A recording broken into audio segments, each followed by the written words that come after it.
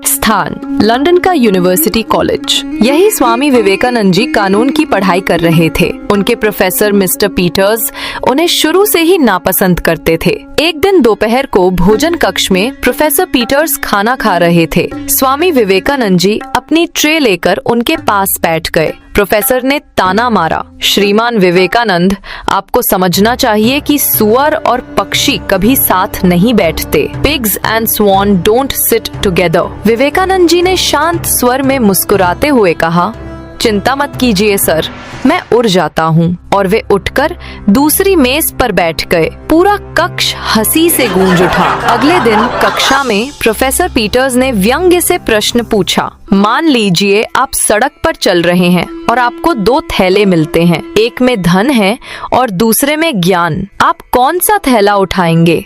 स्वामी विवेकानंद ने तुरंत उत्तर दिया, मैं तो धन वाला थैला उठाऊंगा। प्रोफेसर व्यंग्य से मुस्कुराए और बोले, अगर मैं होता तो ज्ञान उठाता। स्वामी जी ने विनम्रता से कहा, हर कोई वही लेता है जिसकी उसके पास कमी हो।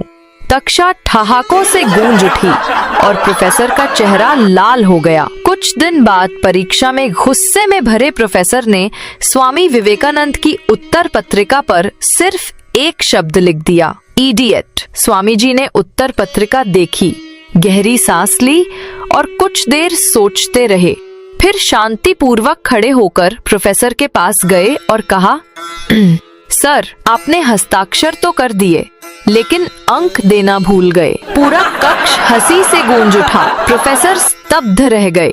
ये कहानी बताती है कि बुद्धिमत्ता और धैर्य से किसी भी अपमान को अवसर में बदला जा सकता है। और यही था स्वामी विवेकानंद का अद्भुत, तेज और हाजिर जवाब व्यक्तित्व।